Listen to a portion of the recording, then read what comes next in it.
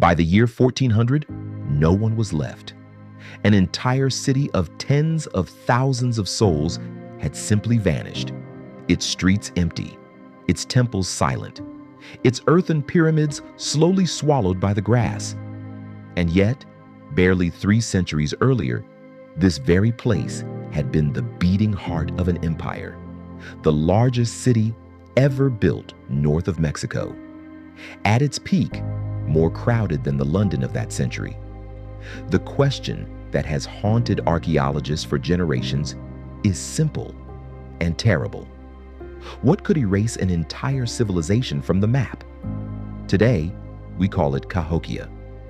But that isn't even its real name. It belongs to a tribe that arrived centuries later, long after the city was already dead.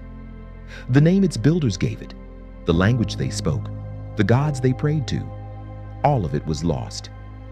The only thing they left behind was earth, mountains and mountains of soil moved by hand. The story begins on a vast, fertile plain beside the Mississippi River, across from what is now the city of St. Louis. Archaeologists call it the American Bottom, floodplain soil so rich it felt like a promise. Here, sometime around the year 1000, something extraordinary was about to happen. It wasn't slow growth, it was an explosion. Around the year 1050, in barely a single generation, a modest village transformed into a metropolis. Archaeologists call it, without exaggeration, the Mississippian Big Bang. Overnight, in historical terms, plazas, mounds, and entire neighborhoods rose from the ground, as if a whole civilization had decided all at once to build something eternal. And at the center of it all rose a colossus, an earthen pyramid nearly 30 meters tall, with 4 terraces and a base covering some 14 acres, a footprint comparable to the Great Pyramid of Giza. Today we call it Monk's Mound, the largest pre-Columbian earthen mound in all of the Americas. And here lies the impossible. It was raised entirely by hand, no wheel, no beasts of burden, only baskets, human backs, and a willpower that is hard to imagine. But power on this scale always demands something in return. Because beneath one of those mounds, archaeologists would one day uncover something that still defies explanation. Nearly 300 bodies, many of them sacrificed. And the question of why would only deepen the mystery. Picture this number: 22 million cubic feet of earth. That is how much soil makes up Monk's Mound alone. Every basket of it carried on a human back. No machines, no wheels, no animals to pull the load. Just thousands of hands moving a mountain one basket at a time. Each basket held perhaps 25 kilograms of soil. To build Monk's Mound, workers had to make millions of journeys, digging clay from borrow pits, hauling it across the plain, packing it down layer by layer so the structure wouldn't slump. It took decades. Generations were born, lived, and died with the mound still rising above them. But raising a mound this large posed a hidden danger. Wet clay holds water, and water makes earth slide. So the builders alternated layers, dense clay to seal moisture, sandy soil to let it drain. They were practicing soil engineering centuries before the word existed. The fact that Monk's Mound still stands 1,000 years later is proof they understood the ground beneath their feet. And it was not built simply to be tall. At the very summit of Monk's Mound stood a great wooden structure, a hall of cedar and thatch, the home of a ruler or a temple, or perhaps both. From up there, a single figure could look down upon the entire city, the plazas, the smoke of 1,000 fires, the crowds far below. To stand on that summit was to stand above the world. This was no random cluster of huts. Cahokia was planned. A massive open plaza, flat, deliberately leveled, stretched out below Monk's Mound, large enough to hold tens of thousands of people. Around it, the city radiated outward, along careful alignments. Somebody had a vision for this place.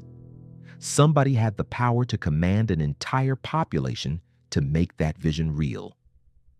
And Monk's Mound was only the beginning. Across the city rose at least 120 mounds, some flat-topped platforms for temples and elite homes, others rounded, holding the dead. Each one demanded labor. Each one demanded earth. Together, they form one of the greatest feats of construction in the ancient world. And almost no one outside of America has ever heard of them. But the most astonishing structure in Cahokia wasn't made of earth at all. On the western edge of the city, the builders raised circles of towering cedar posts. From a distance, they looked like a forest of dead trees. They weren't. They were a machine designed to read the sky itself. And what it could do would change everything we thought we knew about these people. At first glance, they looked like the ghosts of a forest, dozens of massive cedar posts driven into the earth in a perfect circle. But there was nothing accidental about them. Every post was placed with deliberate precision. Archaeologists gave it a name that captures exactly what it was: Woodhenge. Woodhenge was a calendar, a solar observatory built from timber. The posts were aligned so that on the most important days of the year, the rising sun would appear at a precise point on the horizon. The solstices, the equinoxes, the turning of the seasons, marked not by guesswork, but by measurement. And there was not just one. Archaeologists have found evidence of at least 5, each larger than the last. But why would a city pour so much labor into reading the sky? The answer was survival. Cahokia ran on a single crop, maize. Plant too early and frost would kill the seedlings. Plant too late and the harvest would fail before winter. Woodhenge told them with the authority of the sun itself exactly when the moment had come. To control the calendar was to control the food, and to control the food was to control the people.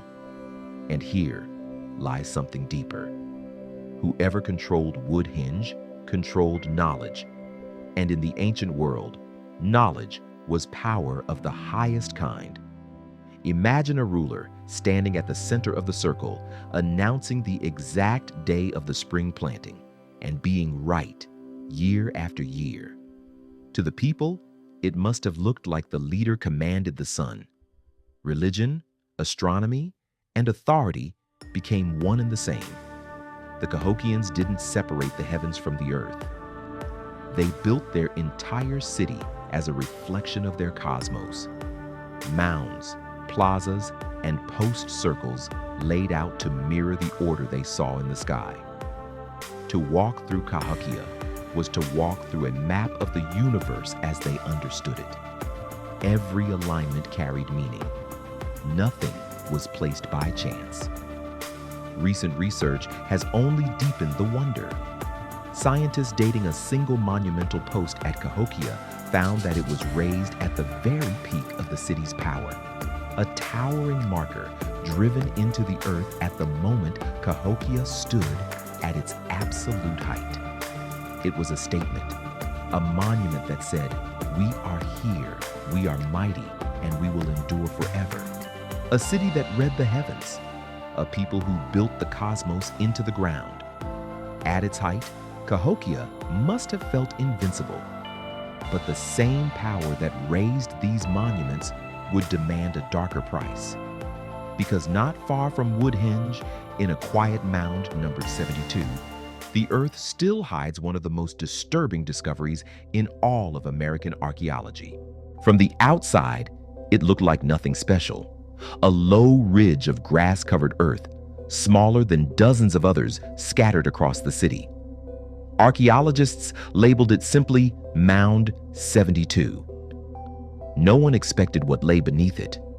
What they would find would turn this quiet hill into one of the most haunting sights in North America. As the excavation deepened, the scale became staggering. This single mound held nearly 270 burials. Not a graveyard of natural deaths, but something far stranger.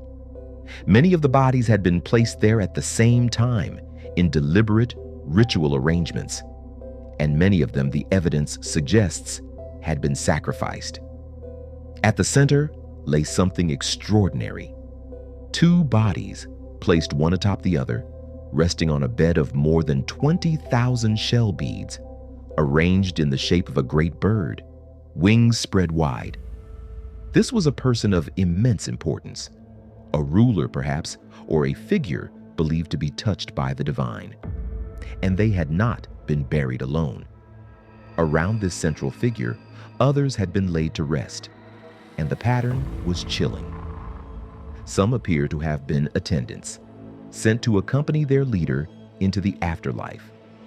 In one pit, archaeologists uncovered a mass grave of young women buried together in a single event.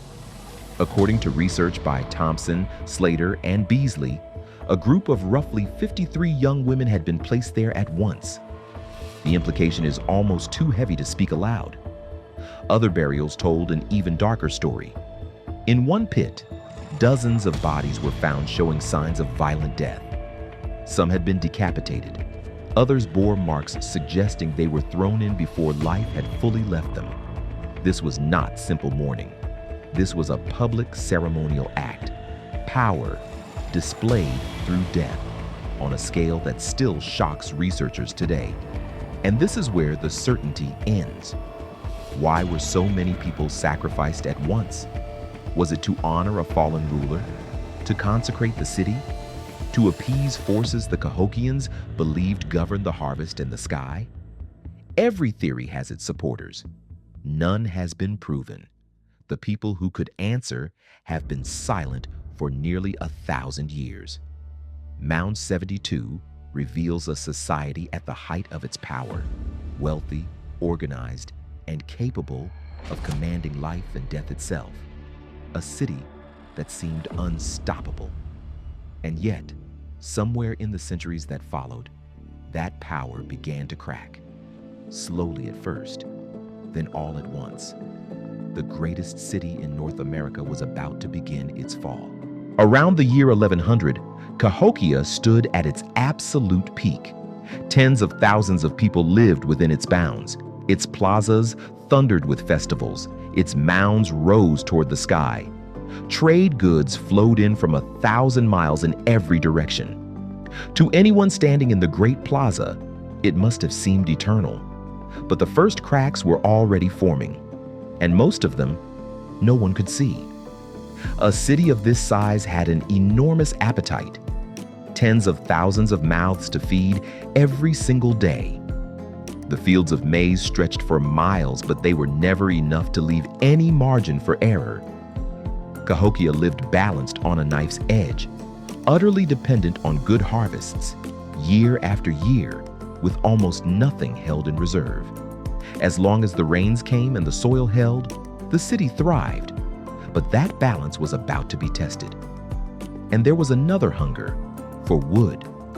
Thousands of homes needed timber. Woodhenge devoured entire forests of cedar. Cooking fires burned day and night. Slowly, the great woodlands around the city began to disappear. And with the trees gone, the land itself grew vulnerable. When the rains came hard, there were no longer roots to hold the soil in place. The same river that gave Cahokia life could also destroy it. Stripped of the forests that once anchored the hillsides, the land could no longer absorb heavy rains. Researchers have found evidence of major flooding in this era. Waters surging across the floodplain, drowning fields, sweeping away the harvest. The promise of the American bottom was turning, slowly, into a threat. Then the climate itself began to shift. Between roughly 1150 and 1350, the weather across the region grew less reliable. Droughts in some years, floods in others, a sky that no longer kept its old promises. For a civilization whose very survival depended on the maize harvest, This was a quiet catastrophe unfolding across generations. The same wood hinge that once predicted the seasons could no longer guarantee the rain. And then came a telling sign. At some point, the Cahokians built a massive wooden wall, a stockade, around the central precinct of the city, enclosing Monk's Mound and the Great Plaza. They rebuilt it again and again. A wall like that serves one purpose: defense. It suggests that the threat was no longer only the weather or the harvest.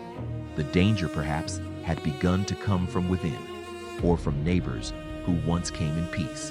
Hunger, flood, drought, and now walls. One by one, the foundations beneath the greatest city in North America were beginning to give way. None of these alone could topple Cahokia, but together, slowly, they were pushing it toward a tipping point. And once that point was crossed, the unraveling would be impossible to stop. The fall of Cahokia was not a single catastrophe. There was no great fire, no invading army storming the gates, no sudden night of destruction. It was something slower, and in a way, sadder. It was people leaving, a few families at first, then more, then whole neighborhoods, drifting away from the only city their ancestors had ever known. Consider what it meant when the harvests failed and the floods came. The power of Cahokia's rulers rested on a promise that they could read the sky, command the seasons, and keep the people fed. When that promise broke, so did their authority. Why obey a leader who can no longer deliver the rain? Why labor on the mounds for gods who have gone silent? The crisis was not only of food, it was a crisis of belief. As the years passed, the change became visible everywhere. Houses once full of life stood empty, their roofs collapsing inward. The Great Plaza, which had held tens of thousands, fell quiet.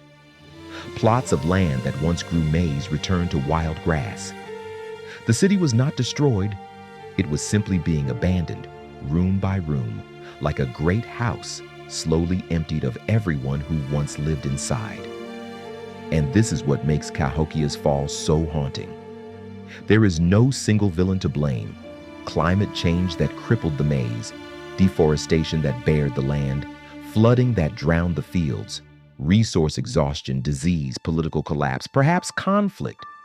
Every one of these likely played a part, but no single one has ever been proven as the cause. The truth is that great civilizations rarely die from one wound. They die from many at once. The people of Cahokia did not vanish into thin air. They scattered.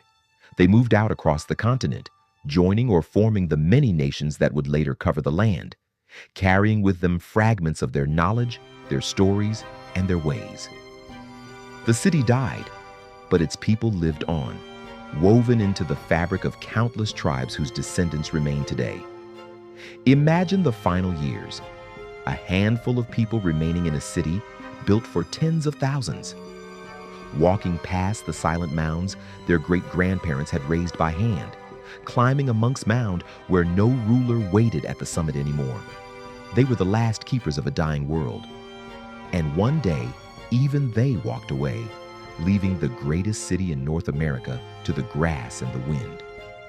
By around the year 1400, the city was empty, completely, utterly silent. And for the next 4 centuries, the mounds would sit in the wilderness, their story forgotten, until newcomers arrived who could not believe that the people they found could have built them. What happened next would nearly erase Cahokia from history a second time. Centuries passed. The mounds slept beneath the grass, their builders long gone. And then, new people arrived on the land, European settlers pushing west across the continent. When they reached the Great Plain by the Mississippi, they found something they could not explain: enormous earthen pyramids rising out of the wilderness, far larger than anything they had built themselves. Faced with these monuments, many settlers refused to believe the truth. They could not accept that the native peoples they encountered, or their ancestors, had built such things. So they invented myths: a lost race, wandering Vikings, refugees from Atlantis, anyone, it seemed, except the indigenous nations of America. This false idea, the so-called Mound Builder myth, would poison the understanding of Cahokia for generations. The city even lost the chance to keep a true name. In the early 1800s, a small community of French Trappist monks settled near the Great Mound, farming its terraces. They did not stay long, but they left their mark in the most lasting way possible. The largest earthen pyramid in the Americas would forever be known simply as Monk's Mound, named not for its god kings, but for a handful of monks who passed through. And then came the greatest threat of all. As the modern world expanded, the city of St. Louis and its suburbs spread across the American bottom. Roads, highways, and housing developments rose where Cahokia once stood. Mounds were leveled for fill dirt. Others were plowed flat for farmland. Of the original 120 mounds, dozens were simply erased, destroyed before anyone understood what was being lost. But not everyone looked away. Slowly, archaeologists began to take Cahokia seriously, to dig, to measure, to listen to what the earth was telling them. Excavations revealed the burials of Mound 72. Careful surveys mapped the plazas and the post circles. Layer by layer, a true picture of the city emerged, finally crediting the people who had actually built it, the ancestors of Native America. Today, new technology is rewriting the story once again. Using LiDAR, laser scanning that strips away vegetation to reveal the ground beneath, researchers can now map features invisible to the naked eye. Recent studies have dated monumental posts to the very peak of Cahokia's power and traced the hidden contours of the city. With every scan, the lost metropolis gives up a little more of its secret shape. Saved, studied, and slowly understood, Cahokia survived its second near erasure. Today, the site is protected, recognized by the world as a treasure of human achievement. But for all our science, the deepest question still has no answer. Why did they build it? Why did they leave? And what is this silent city trying to tell us 10 centuries later? The final answers and the final mystery wait in the last chapter.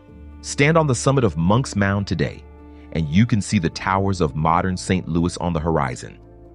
Two great cities, separated by 1,000 years, facing each other across the same river. One built of steel and glass, the other built of earth and human hands. And standing there, a single thought becomes impossible to escape. Everything we build, no matter how mighty, can be reclaimed by the grass. Let the achievement settle in. At its peak, Cahokia held somewhere between 10,000 and 20,000 people, the largest, most concentrated population north of Mexico, a record that would stand until the cities of the United States rose centuries later. This was not a primitive village. It was a true city with politics, religion, engineering, and astronomy built by indigenous Americans entirely on their own terms. And remember how they did it. No wheel, no metal tools, no beasts of burden. They moved millions of cubic feet of earth on their backs, one woven basket at a time.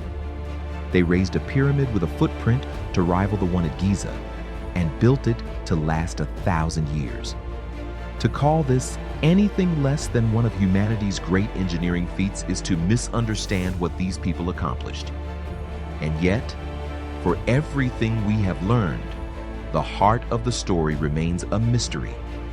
We still do not know with certainty why tens of thousands gathered here so suddenly.